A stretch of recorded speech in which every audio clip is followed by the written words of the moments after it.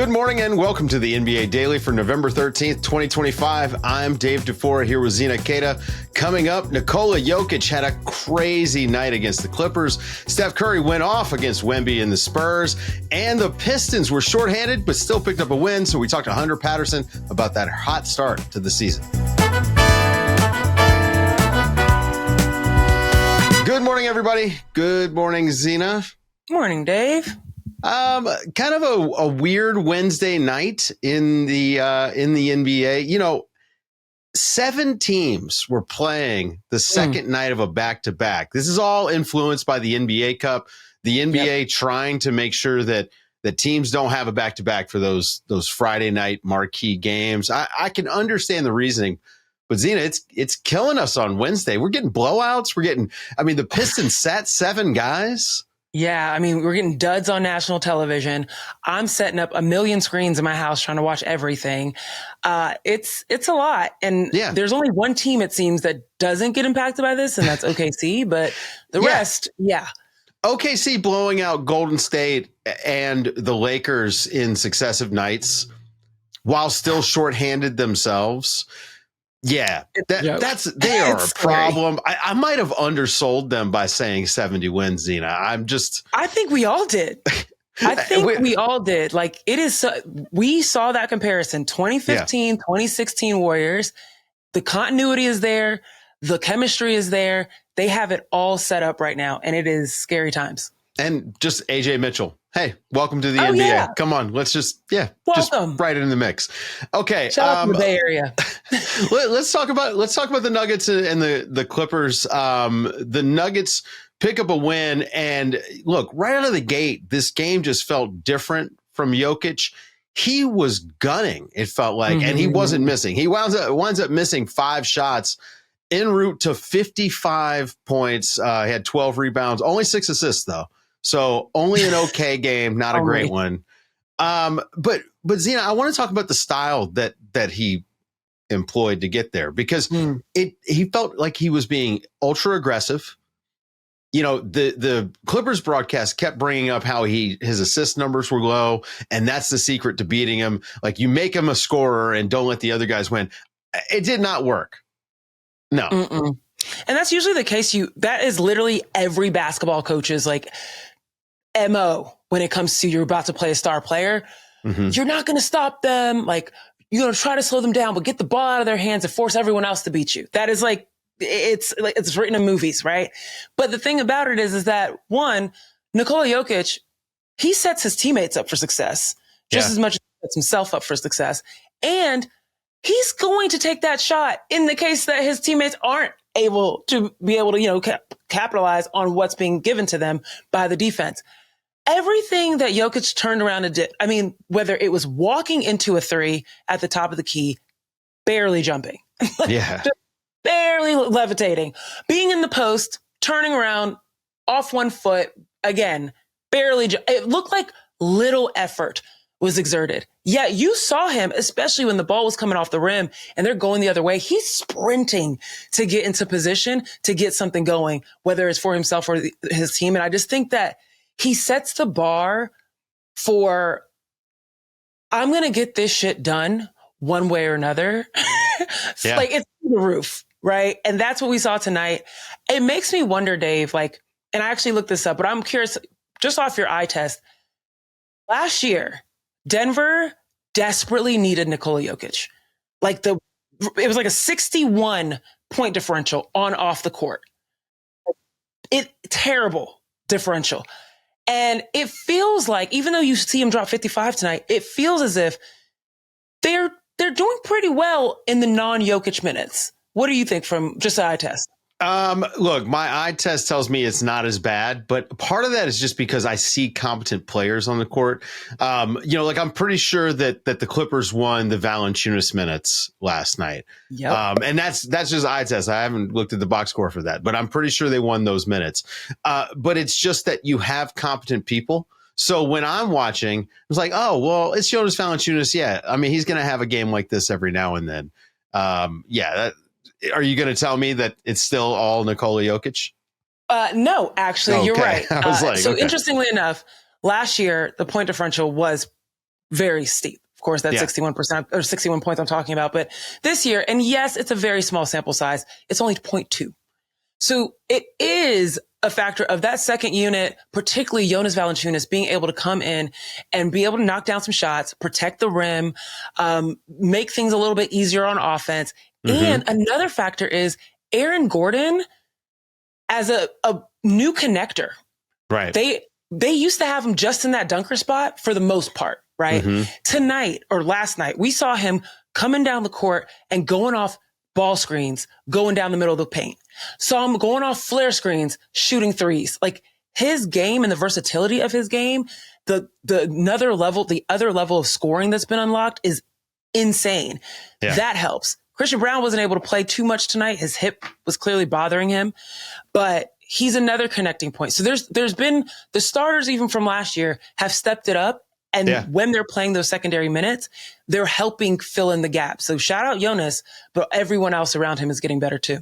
Yeah. And if Cam Johnson ever figures it out with these guys, they're going to be something else. He left the game last night a little bit early with an elbow injury or an arm injury of some sort.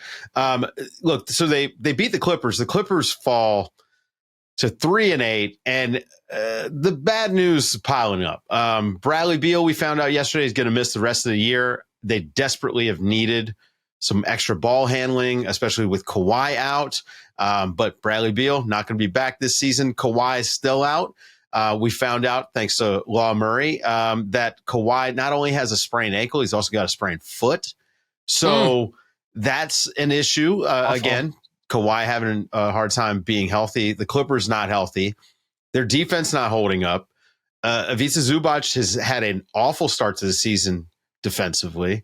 The team around him is not exactly, world beaters as far as defenders go.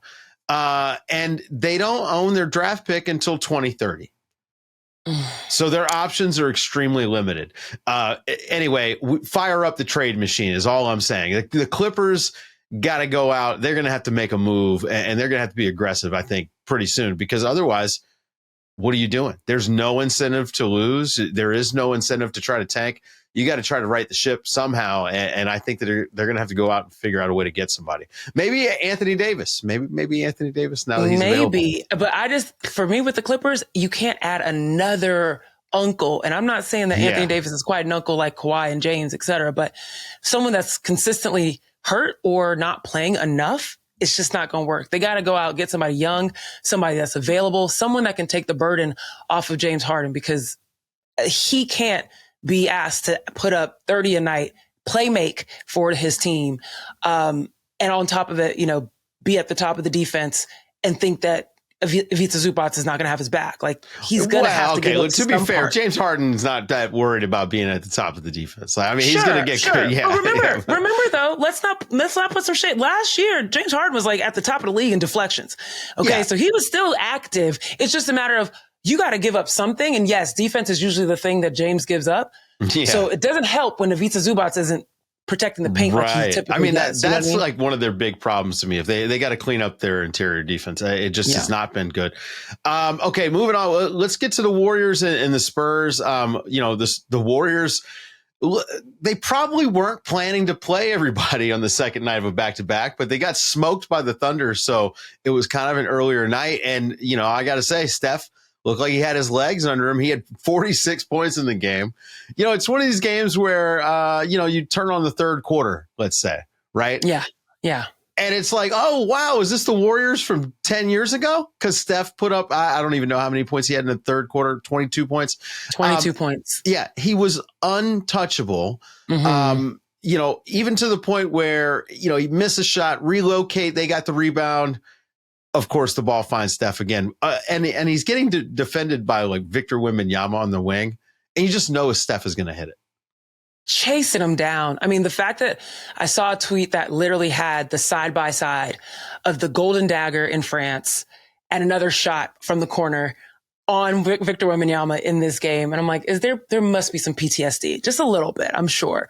But Steph was otherworldly last night. I mean, thinking about the company that he's in with the amount of 40-point games that he's had since the age of 30, Michael Jordan's got 44. Steph is now at 43.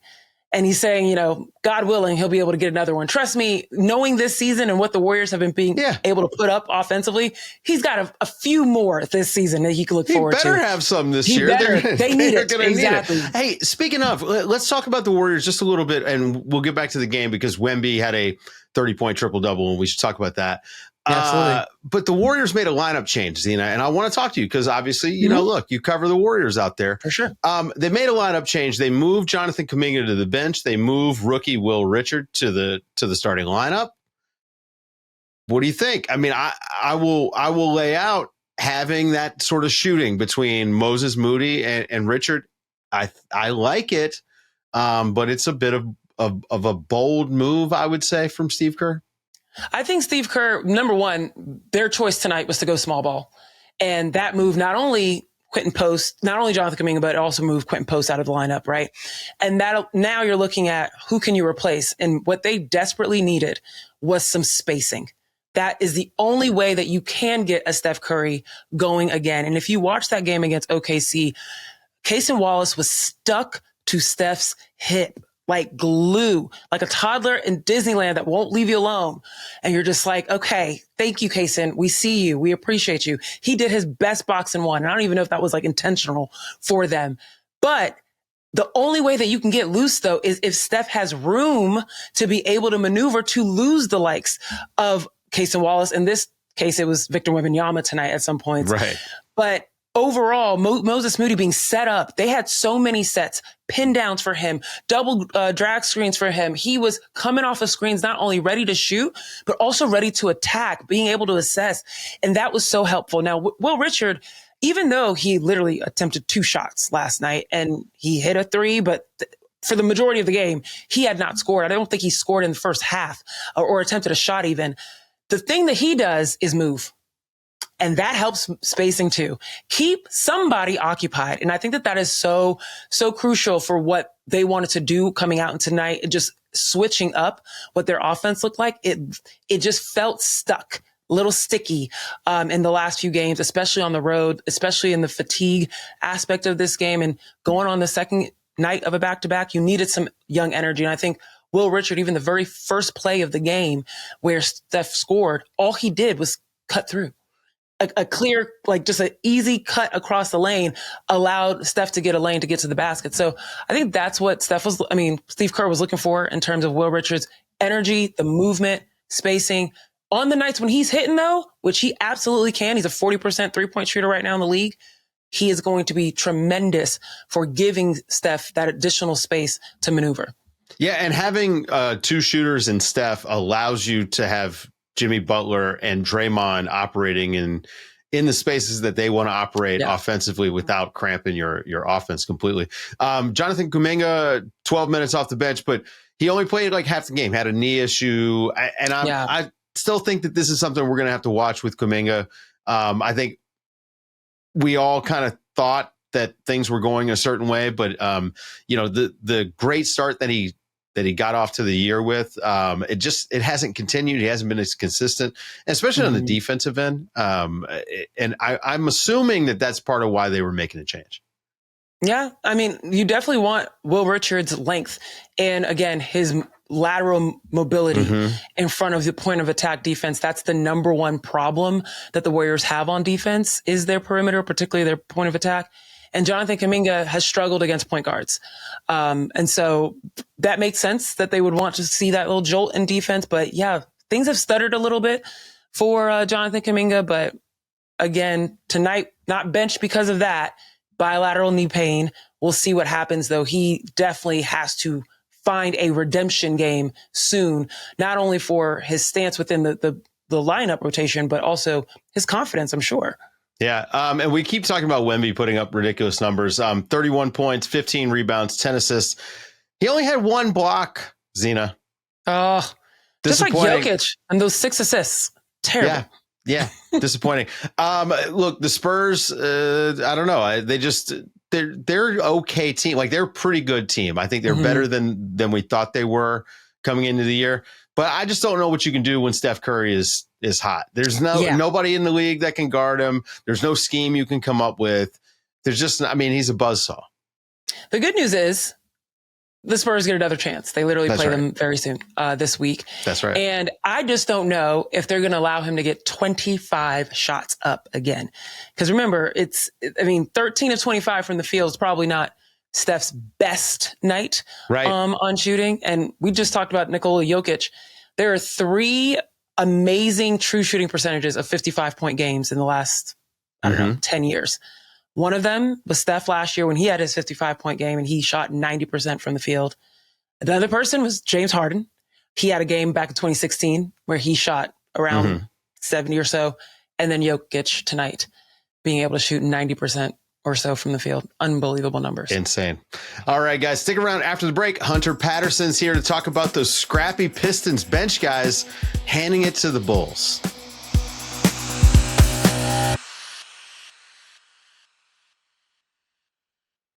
The Detroit Pistons got a bit of an unexpected win last night. Second night of a back-to-back. In Zena, they rested 7 guys. No Cade Cunningham, no Jalen Duren, not even Andre Drummond playing for them, but it didn't matter because they had Daniss Jenkins. I mispronounced his name again. I will get it right because this guy is going to keep playing. And they had B-Ball Paul. So they win the game because they stayed hot and ready. And it's fitting because they're in the Little Caesars Arena. Our man Hunter Patterson was there. You probably thought you were going to have an easy night tonight, nothing to write about. And now this plucky group of bench guys go and beat the Bulls. One thing I'm learning about this team, y'all, is just to expect the unexpected, I guess. Because anytime I go into a game thinking I know what's going to happen, I have absolutely no idea. And tonight was just the latest example. It was cool to see Daniss Jenkins, first career start tonight, gets his first career double-double, immediately providing this. But, Hunter, you got to put us on game. Because I'm not going to lie, Daniss Jenkins came onto my radar last Pistons game. They've now won 8 in a row. He is responsible, particularly in these last 2, for really helping push forward the pace, the vibe of the Pistons, especially with everyone out tonight. Tell us a little bit more about Daniss. What do we need to know about what he came into the Pistons with and what he's been providing as of late? I think he matches the energy of the city because he was undrafted last year. He's someone who JB pregame even mentioned doesn't mind pulling Cade aside. He'll pull Tobias aside, and it's not a facade with him. He actually is confident enough in himself to be an undrafted player only in his second year, not getting a bunch of playing time, not necessarily knowing what his role is, and he's still trying to direct traffic. I would say my first time really understanding his level of intensity and confidence in himself also was just this summer at Summer League. He was talking a bunch of stuff, and he was backing it up playing against guys who may have had more experience than him, and the entire Piston starters were sitting courtside watching him, and they seem to love it. So he's someone who has supreme confidence in himself, and I think this is just another reason why, he knows he's that dude.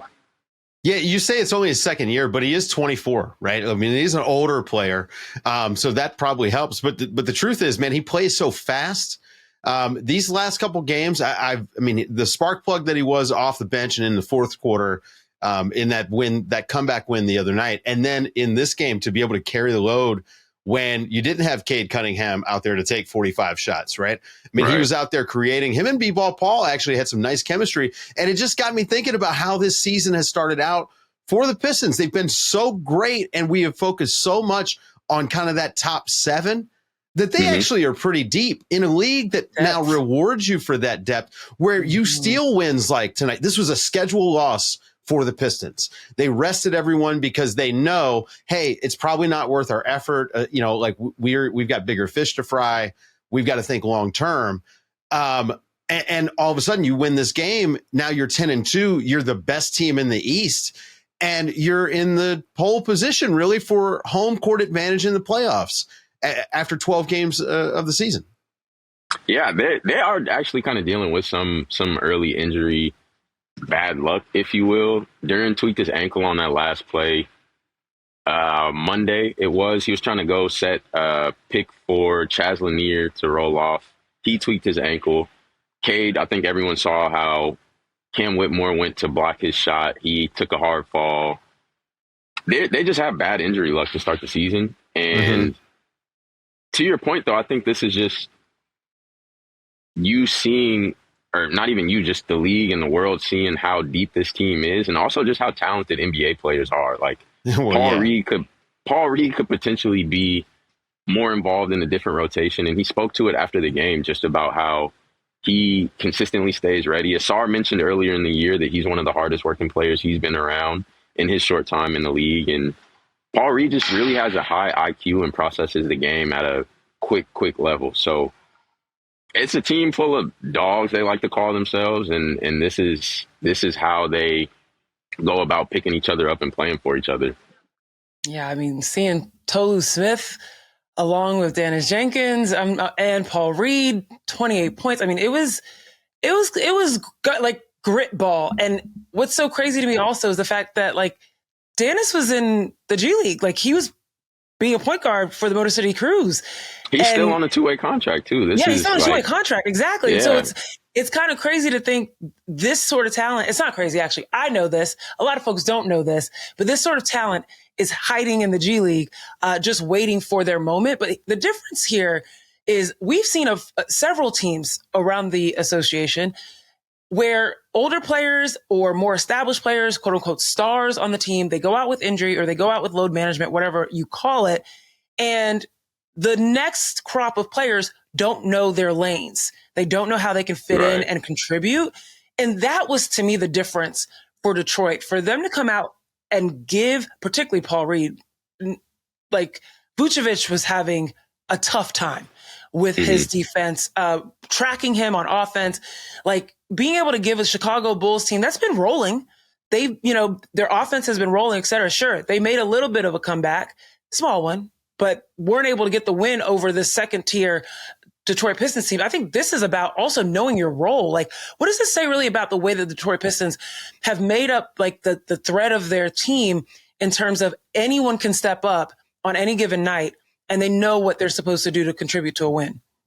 JB spoke directly too at post game. He talked about the quality of people that they try to bring into their locker room. Trajan has been the one spearheading it, obviously, as the president of basketball ops, but they bring in people that they feel are ready to compete at all times, who know their role and who are prepared even when their number isn't called on.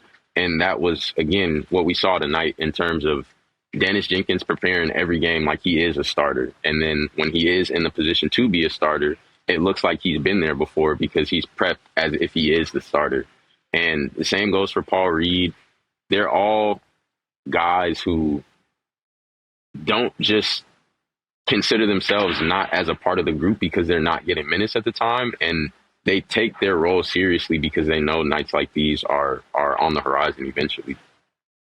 With a start like this and a team that has taken a couple of leaps, right? Like Cade Cunningham feels like a different player than he was 2 years ago. Jalen Duren feels like a different player than he was last year. This team feels like they're ready to start contending. I don't know about necessarily shooting for a title this year, but they're closer to that than they're not. What do you look at when you're looking at this roster and you start to think trade season's coming up? What could they be looking for as they round out and try to make this team just a little bit better? I genuinely think that they think they have everything that they need. And it's tough because they still haven't really been able to gauge a healthy team, just simply because Ivy was slotted to be the starting two guard. He hasn't been able to play yet. He's supposed to be reevaluated soon, but there's no telling officially yet when he'll be back. So at some point, the patience may run thin, but I think there is still a sense of patience in wanting to see, hey, we are 10-2. We've grinded out games like this where we have 7 players who aren't playing. And if we can eventually mesh the way we're supposed to with everyone healthy, then maybe there's not even a need to make any big moves or shake anything up. And that kind of, it gives that Detroit vibe too, of like the home crowd, the home team, like that feels, you can feel that energy throughout this team as well, just how they showed up. And, watching this game at first, the blowout was just like not fun. I'm not going to lie. I was like, this is kind of boring. What's going on here? But understanding that the underlying story here is that all of these players, and also shout out to Duncan Robinson. Duncan Robinson showed up 7 threes made in this game, definitely helped them, giving them the extra boost. But a lot of these names are names that, for the most part, if you're outside of Detroit, you don't quite know. And it was cool to see a lot of guys getting an opportunity out there. And Pistons, like, they're bought in. It is fun. And I think, Dave, you're right. They are closer to that contention aspect than still needing to build to that point. And I think, to both of y'all's points, really, they believe in who they have in the locker room. And there's such a sense of pride where Cade's not playing tonight, but he's the first one on his feet, even though he has a bad hip right now at 24 years old, which is crazy, but took a hard fall. But he's the first guy on his feet when he sees Daniss getting to the basket or knocking down a three, making a high-level read. And they're just a team who I don't think wants to be separated or broken up or anything, because they have a supreme level of confidence in everyone who suits up. Some sounds familiar, Oklahoma Dave. City vibes. I was going to say, Zena. it sounds familiar, They've Dave. got some vibes. They do. I mean, hey, JB Bickerstaff also deserves a lot of credit. The vibes that he brings as a coach, I mean, he's now done this in multiple stops. It is not, to me, that is not a coincidence that they've turned things around. And, you know, you mentioned the fact, I watched in the post-game presser, he talked about the character of the guys. He talked about how everyone stays ready. I think JB Bickerstaff deserves a ton of credit. Probably should be the front runner for Coach of the Year. You know, look, if we're going to get into awards, you know, whatever it is, 12%, 15% of the season. I do think that what the job he's done, I mean, we talked about him all last year. That defense he was in the that they running play. last year. I mean, I actually respect JB Bickerstaff as a coach, maybe more than a lot of the guys in the league. Like, I mean, I think he's a better coach than he gets credit for.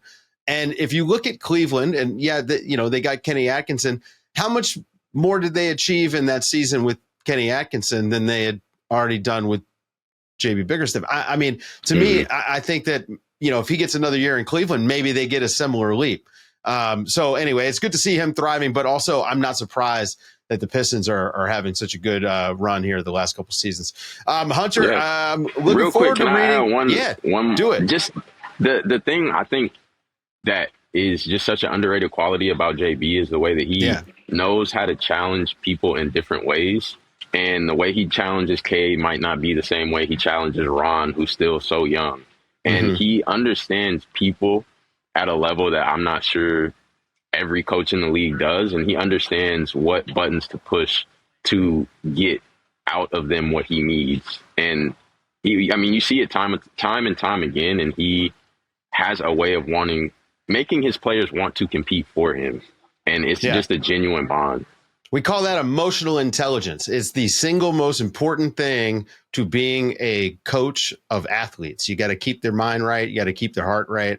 I don't know. It's a lot of fun if you're good at it, and JB really is. All right, Hunter, looking forward to reading about all these role players for the Pistons all year long. I'm sure we're going to get features. I mean, you've got like 9 guys who are legitimately interesting to write about. So that's a lot of fun. Absolutely. You'll be back soon because this team is too good. So everybody looking forward to that. Thank you to Hunter Patterson. Thank you to Zena Keita. I'm Dave DuFour. This has been the NBA Daily. Thanks for waking up with us, guys.